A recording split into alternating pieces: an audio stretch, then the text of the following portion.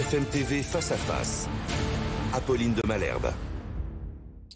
Il est 8h30 sur RMC et BFM TV. Bonjour Gérald Darmanin. Bonjour. Vous êtes le ministre de l'Intérieur, bien sûr. Merci d'être là ce matin. De nombreuses zones d'ombre pour lesquelles on va écouter vos explications, vos précisions, répondre aussi aux inquiétudes des Français.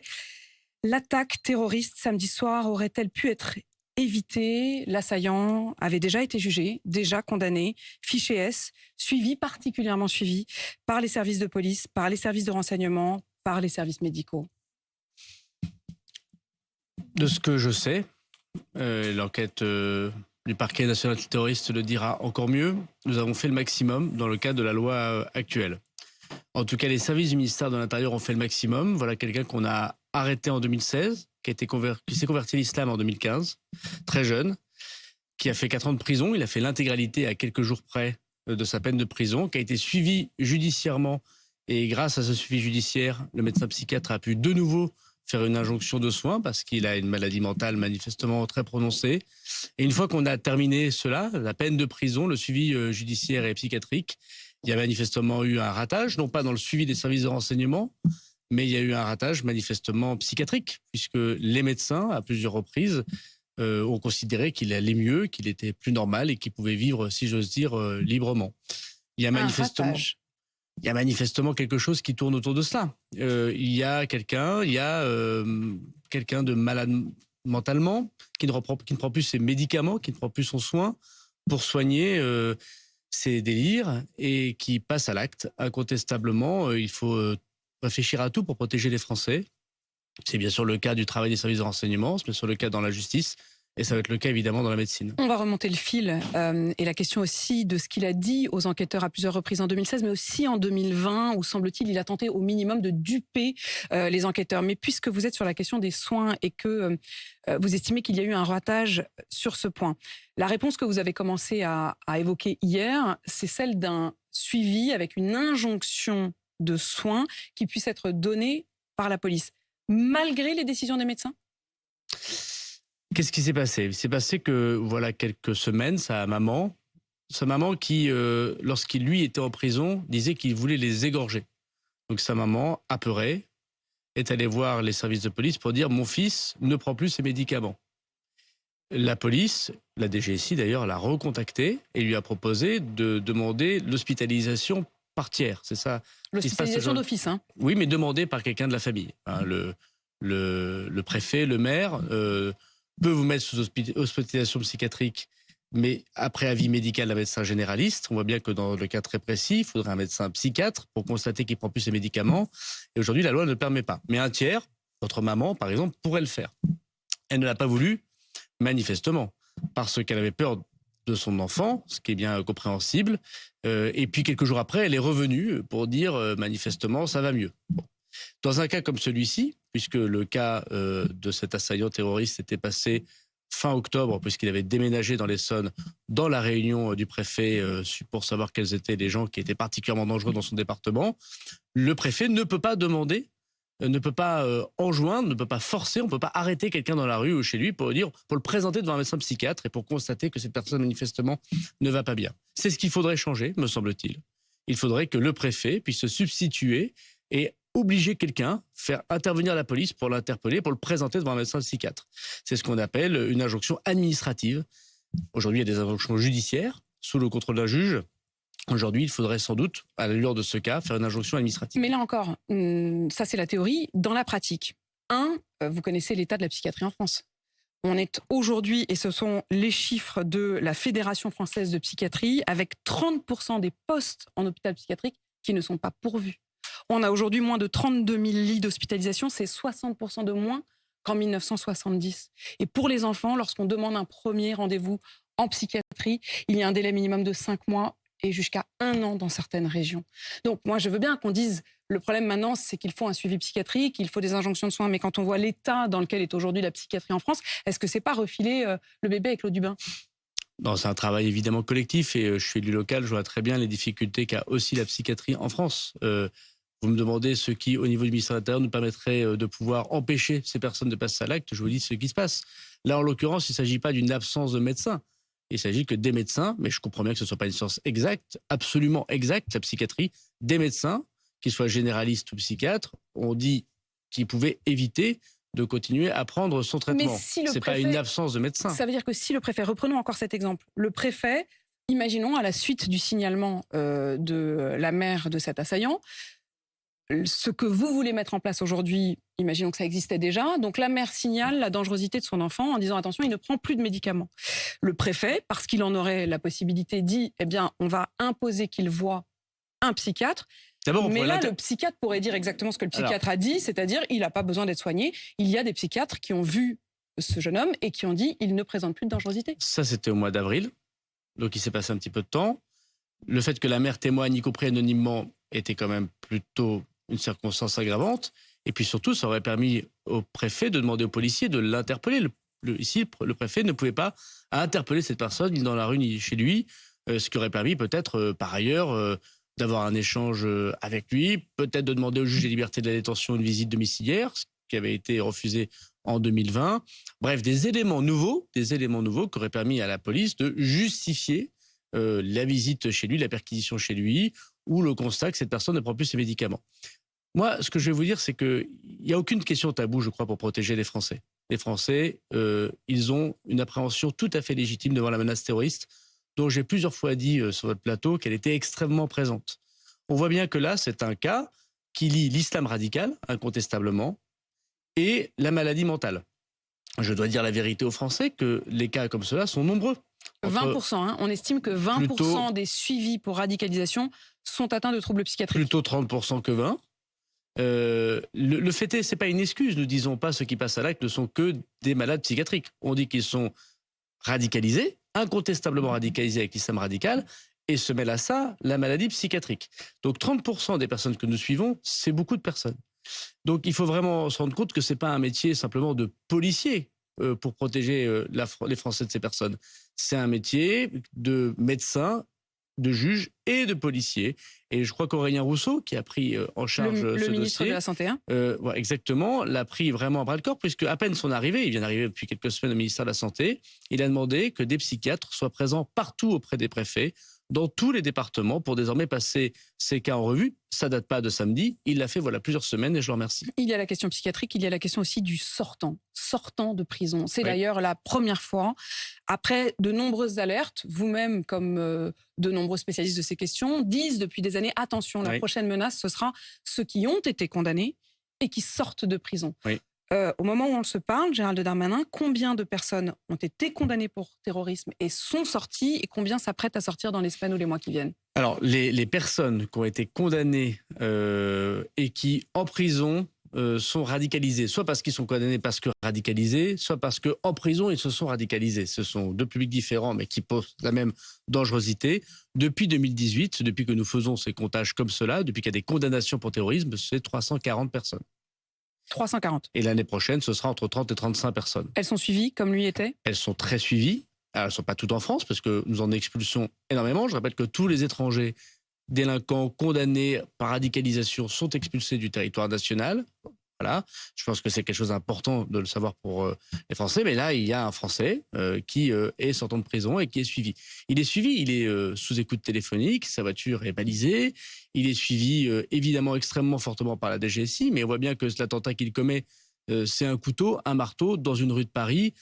Personne. Mais précisément, quand on vous écoute, Gérald Darmanin, c'est exactement ce qui interroge, c'est que bon, hormis ce raté médical, et encore, c'est-à-dire qu'il a vu des médecins, alors pas en octobre, mais il en a vu en avril, il en a vu à la sortie de prison, il en a vu régulièrement.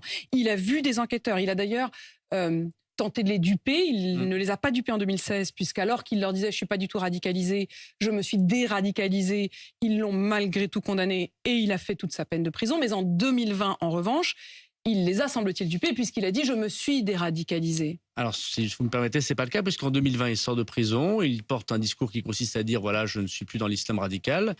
Et les policiers ne le croient pas et demandent au juge de liberté de la détention d'aller visiter son appartement pour aller constater sur ses téléphones, sur son ordinateur, dans ses tiroirs. Mais il a encore raté. Non, bah là, le juge de liberté de la détention...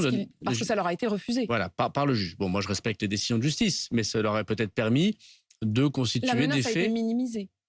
Non, la police a fait son travail, elle a demandé au juge d'aller perquisitionner. Non, mais je ne dis pas qu'elle a été minimisée par la police. Oui. La police a considéré qu'il y avait menace, qu'il fallait aller chez lui. Le juge des libertés a refusé que la police se rende chez lui. C'est le cas, voilà. Alors, il n'a pas commis des actes en 2020, 21, 22, 23. Hein, donc, Enfin, voilà. Mais en 23, je suis le premier à regretter que le juge des libertés de la détention n'ait pas autorisé les policiers à faire leur travail jusqu'au bout sur ce fait-là, ce qui aurait permis sans doute de constituer le fait que cette personne mentait, soit sciemment, soit parce qu'il avait atteint d'une maladie mentale. Juste pour vous dire qu'en 2021, avec le garde des Sceaux, nous avons changé la loi. Tous les nouveaux sortants de prison sont suivis désormais jusqu'à 5 ans après la fin de leur peine. Si cette personne était sortie après 2021, il aurait été dans le cadre du suivi judiciairo-psychiatrique que nous avons décidé avec le Parlement et le Président de la République, et évidemment qu'il aurait eu son injonction de soins. Donc, Madame Le Pen, qui aujourd'hui, je le vois, fait des grandes déclarations, elle n'a pas voté cette loi. Elle a refusé de voter cette loi. En 2021, avec le garde des Sceaux, a été très courageux. C'était très dur au Parlement de voter une nouvelle loi antiterroriste. Nous avons dit toute personne sortant de prison doit être suivie beaucoup plus longtemps. Comme la loi pénale n'est pas rétroactive dans notre pays, mais il était suivi. Il a été suivi 3 ans. En quoi il aurait été suivi davantage? Parce que là, il y avait une injonction de soins décidée par un juge. Mais ça va jusqu'où l'injonction de soins? Est-ce qu'on va imposer de prendre la petite gélule? Est-ce qu'on va enfermer? Si quelqu'un ne prend pas son traitement, oui, si quelqu'un ne prend pas son traitement, d'abord, il y a plusieurs façons de donner le traitement. Il y a des traitements qui consistent à faire des intraveineuses toutes les 6 semaines où quelqu'un doit revenir voir un médecin ou un infirmier psychiatrique. Et on fait une piqûre, quoi. Voilà, on fait une piqûre, ce qui montre l'assurance que cette personne prend ses médicaments. Et là, on voit bien à ce moment-là qu'il y a une forme de petit examen médical qui se déroule et qui permet de pouvoir faire des signalements si la personne ne vient pas prendre son traitement ou si la personne, manifestement, ne va pas bien mentalement. Là, aujourd'hui, le traitement, c'est un traitement qui s'administre lui-même. Et s'il ne prend pas son traitement et que son comportement se dérègle comme sa mère a dû le constater, on ne peut pas, encore une fois, intervenir. La loi de 2021 a changé ça. La loi de 2021 permet le suivi judiciaire. C'est un juge d'application des peines qui donne l'obligation d'un expert psychiatre qui constate que la personne ne va pas bien et du coup l'enjoint de prendre ce traitement, sinon retour à un lieu de privation de liberté. Que sa mère est en garde à vue au moment où on se parle? C'est pas à moi de commenter ces discussions, en tout cas elle est évidemment entendue par les services de police. Mais juste vous dire que nous avons résolu une partie du problème en 2021.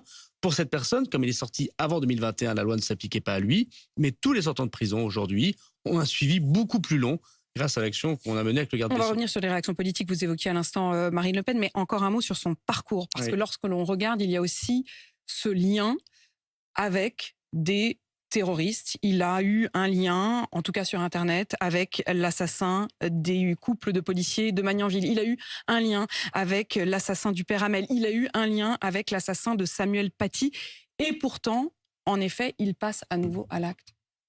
Alors, il a manifestement, on va regarder les choses peut-être encore plus précisément avec l'enquête du parquet antiterroriste, il a un environnement radical sur Internet et il n'a pas d'environnement radical dans le monde, j'allais dire, réel. À notre connaissance. Non, mais attendez, c'est très important parce que c'est le discours que j'essaie de tenir depuis plusieurs mois. Ce n'est pas dans les mosquées qu'il se radicalise. C'est sur Internet, l'imam Internet, si vous me permettez cette expression, l'imam radical Internet. Et manifestement, les techniques de renseignement, l'écoute téléphonique classique ne donnent rien. Il a été écouté téléphoniquement de nombreux mois, de nombreuses années. Il passe manifestement par des réseaux cryptés. Je rappelle que la loi ne permet pas aujourd'hui totalement aux services de police de pouvoir regarder ce qui se passe sur ces réseaux cryptés. C'est un premier problème. Je l'ai déjà dit sur votre plateau. Et la deuxième des choses, c'est que manifestement, il se radicalise en effet sur Internet. Il a des liens. Alors, il entretient manifestement des liens bizarres, puisque à la fois, il dénonce un certain nombre de personnes au service de police sur la plateforme Pharos, et en même temps, il est en contact avec des gens qui sont passés à l'acte. Dans l'affaire de Samuel Paty, il vient voir les services de police lui-même pour dire c'est scandaleux, c'est inacceptable. D'ailleurs, je peux vous donner toutes les conversations que j'ai pu avoir avec des gens qui travaillent autour de cette affaire. Donc, on a manifestement affaire à quelqu'un qui vraiment est dans un islam radical qu'il essaye de dissimuler, et puis par ailleurs, à quelqu'un qui est malade psychiatriquement et qui utilise les technologies modernes. Donc moi, je le répète, il n'y a aucune question taboue pour protéger les Français. Et vous voyez, le terrorisme, il mute, il se transforme et il utilise des failles de notre système. Je pense que notre vulnérabilité est importante et il faut à chaque fois qu'on arrête de trouver des arguties juridico-morales sur un certain nombre de questions pour protéger les Français. Il faut qu'on ait la force de pouvoir aller jusqu'au bout et de changer la loi s'il faut changer la loi. Est-ce qu'aujourd'hui, Gérald Darmanin, vous vous dites, ça peut arriver à tout moment, ça peut arriver à nouveau ce soir, demain, après-demain, vous avez dit environ 400 sortants radicalisés suivis? Moi, depuis que je suis ministre de l'Intérieur, ça fait 4 ans, tous les jours, toutes les nuits, j'ai cette appréhension. Tous les jours, toutes les nuits, je sais qu'il y a des policiers, je sais qu'il y a des services de renseignement très courageux qui interpellent. Moi, ce que je veux dire aux Français, c'est que ce sont des dizaines de personnes par mois que nous faisons des perquisitions chez eux à surprise, que nous mettons sur écoute téléphonique, que nous suivons au péril de la vie des policiers, que nous interpellons. Je voudrais d'ailleurs dire le grand courage des policiers en quelques instants qui ont interpellé cette personne, si on aurait pu tuer d'autres personnes. Voilà. Et bien sûr que c'est une menace qui touche tout l'Occident, on l'a bien vu, qui touche la France, et que la menace terroriste est très forte. C'est pour ça qu'il va être très fort. Il faut des réponses pénales extrêmement fortes. Il faut que la justice soit d'une sévérité implacable. Il faut que nous n'ayons aucune naïveté contre ceux qui mènent une sorte de djihadisme d'atmosphère. Il faut évidemment pouvoir revoir les questions autour de la psychiatrie et il faut que nous ayons tous beaucoup de soutien et de fermeté, d'autorité contre ceux qui sont des ennemis de l'intérieur, incontestablement. Et cette radicalisation, avec notamment deux critiques qui vous ont été faites, particulièrement dures de la part de Jordan Bardella, qui estime que c'est votre faiblesse. La faiblesse de Gérald Darmanin à protéger le peuple français entraîne ces drames et ces morts. De l'autre côté, Jean-Luc Mélenchon qui parle d'une faiblesse du système psychiatrique qui aurait donc entraîné ce drame. Qu'est-ce que vous répondez à l'un à l'autre ? Monsieur Bardella est en campagne électorale et voilà, c'est d'une bassesse de politicien que d'utiliser ce drame pour sa campagne à lui. Ce qui est sûr, encore une fois, c'est que quand on demande au Rassemblement national d'être présent pour protéger les Français, il n'est jamais là au moment des preuves d'amour. La loi antiterroriste que j'ai évoquée tout à l'heure, qui permet justement de suivre judiciairement et psychiatriquement ces personnes en 2021, Madame Le Pen ne l'a pas votée. Donc Madame Le Pen, elle n'est pas en responsabilité quand elle se comporte comme ça. On voit bien que le Rassemblement national, sur la loi immigration que je porte, où je propose d'expulser l'intégralité des étrangers délinquants et des étrangers radicalisés, le Rassemblement national, pour l'instant, se présente contre. Parce que lui, dès qu'on essaie de résoudre les problèmes, ça va pas. Ce qui fonctionne pour son carburant, c'est les problèmes. Donc le Rassemblement national, c'est la politique du pire. Pour pouvoir justement faire un petit tweet politicien comme M. Bardella, ça ne mérite pas plus de considération quand on protège les Français. M. Mélenchon est dans l'irresponsabilité. Je l'ai vu se comporter avec votre confrère Ruth El-Krief. Qu'est-ce qu'il a fait avec Ruth El-Krief ? Notre consoeur Ruth El-Krief, qui a longtemps été journaliste ici même et qui est désormais sur LCI, et Jean-Luc Mélenchon qui l'a nommément ciblé sur les réseaux sociaux. Je lis le tweet de Jean-Luc Mélenchon. Ruth El-Krief, manipulatrice. Si on n'injurie pas les musulmans, cette fanatique s'indigne. Quelle honte. Bravo à Manuel Bompard, dit-il pour la réplique. Ruth El-Krief réduit toute la vie politique à son mépris des musulmans. Oui, je pense que vous avez utilisé le mot. Il met une cible dans le dos de Mme El-Krief, qui avait déjà eu beaucoup de menaces en tant que journaliste. Elle faisait son métier, qu'elle soit une bonne ou mauvaise journaliste. Pour M. Mélenchon, c'est pas le sujet. C'est une démocratie. Les journalistes font ce qu'ils souhaitent et ils interrogent comme ils veulent les hommes ou les femmes politiques. Donc j'ai décidé ce matin, vu les menaces que M. Mélenchon et d'autres, puisque c'est un déchaînement de haine sur Internet, de remettre une protection policière à votre consoeur. Voilà où on en est dans le comportement irresponsable de la France insoumise. De protéger de façon policière des journalistes 24 heures sur 24 parce qu'on leur met des cibles dans le dos. Est-ce que il y a de l'antisémitisme dans le propos de Jean-Luc Mélenchon ? Là, précisément, je ne voudrais pas faire une mauvaise polémique une nouvelle fois. C'est avant tout une journaliste qui est attaquée. Ce qui est certain, c'est que M. Mélenchon n'est pas le plus grand protecteur des Juifs que je connaisse. Gérald Darmanin, Rachida Dati demande à ce que les fiches S permettent quasi automatiquement une judiciarisation. C'est-à-dire, est-ce qu'au fond, plutôt que d'attendre qu'il n'y ait véritablement de projet abouti d'attentat, le simple fait de se radicaliser jusqu'à un certain point puisse être considéré en soi comme un crime, en soi comme une menace ? Est-ce que ça pourrait être la solution ? Est-ce que c'est envisageable ? En tout cas, toutes les questions, j'ai entendu Manuel Valls hier, Rachida Dati aujourd'hui faire des propositions, moi je les recevrai et je les écouterai. Ce que je veux dire simplement, c'est que quand vous êtes fiché dans un service administratif qui est le renseignement pour les gens radicalisés, c'est pas que des gens radicalisés qui sont dedans. C'est des gens qui sont en contact avec des gens radicalisés. Si quelqu'un qui est fiché vous appelle 3 fois dans la journée, je crois que la DGSI, au bout d'un moment, va vous mettre sur une fiche S. Ça ne veut pas dire que vous êtes radicalisé. Ça veut dire que vous êtes en contact avec lui. Il y a environ, dit-on, 5000 radicalisés, dont 1600 qui sont particulièrement suivis. Sur quels critères est-ce qu'on décide qu'ils font partie de ces 1600 particulièrement suivis ? Est-ce que ce n'est pas eux, précisément, et je pense non seulement à ce qui s'est passé samedi soir, mais effectivement à ce qui s'est passé aussi avec Dominique Bernard, puisque là, il n'y avait pas de problème psychiatrique, mais il y avait également quelqu'un qui était particulièrement suivi, et pour autant, il est passé à l'acte. Nous demandons au ministère de l'Intérieur de plus en plus de pouvoirs administratifs, c'est-à-dire sans l'autorité judiciaire. L'état de droit et l'équilibre des pouvoirs veulent qu'au bout d'un moment, ce pouvoir unilatéral des préfets ou la DGSI ou des policiers s'arrête. La question est de savoir où est le bon équilibre entre la judiciarisation, un juge, un procureur de la République, et le travail de renseignement. Je crois qu'on peut toujours se poser ce genre de questions pour le bien de la démocratie et pour la protection de nos concitoyens. Je veux simplement dire, pour reprendre les mots exacts de ce qui se passe dans les services de renseignement, aujourd'hui, il y a 20 000 personnes qui sont fichées S pour le terrorisme islamiste, pour islam radical. Il y a l'ultra-gauche et l'ultra-droite. Je parle des 20 000 qui sont fichées S pour islamisme radical. Il y en a 5 000 sur ces 20 000 qui sont une fiche active, qui portent une dangerosité particulière. Sur ces 5 000, ils ne sont pas tous français. Hein. Il y a à peu près 500, un peu plus de 500 personnes qui sont étrangères irrégulières. Les 2 tiers de ces personnes sont en prison ou en centre de rétention administratif. Ça veut dire qu'il en reste combien qui peuvent, à tout moment, si on est juste au mauvais endroit, au mauvais moment, passer à l'acte? Ce n'est pas à tout moment, parce que par ailleurs, certains sont assignés à résidence, d'autres sont en attente d'être expulsés. Combien en reste-t-il qui, il y a une centaine comme cet homme samedi soir, sont en liberté et peuvent à tout moment passer à l'acte? Alors cet homme est français, je veux le dire. Non, c'est pour ça, si on enlève les 500 dont vous parliez, si on enlève, il en reste combien? Il y a quelques dizaines de cas aujourd'hui qui sont suivis par les services de renseignement quasi 24 heures sur 24, sous technique de renseignement, et dont nous cherchons à tout moment les moyens de les entraver, qui ne commettent aucun acte délictuel, aucun acte criminel, mais qui sont potentiellement dangereux. C'est pour cela, et on ne peut pas trop détailler les choses, mais quand même, que les services de renseignement, ici, font une perquisition, là, les arrêtent, essayent de trouver des moyens de pouvoir les entraver. Et une des entraves que nous n'avons pas, c'est les obliger à aller voir un médecin psychiatrique pour pouvoir les enfermer dans un lieu psychiatrique. C'est ce qui manque manifestement à la panoplie de l'action que peut mener les services de renseignement. Moi, je voudrais quand même dire, et je comprends très bien le drame absolu que cela comporte pour les familles, pour lequel j'ai évidemment une très grande compassion de ce jeune couple allemand qui se balade dans la rue à Paris et dont ce jeune homme se prend 2 coups de couteau. Et c'est évidemment un drame, mais nous arrêtons des gens tous les jours. Et les Français doivent savoir qu'on les protège tous les jours. Et que oui, cette menace terroriste islamiste, elle est importante. Et il faut continuer à vivre avec pendant de nombreux mois, de nombreuses années. Mais nous mettons tous les moyens, et je veux assurer tous les Français, tous les moyens pour les protéger.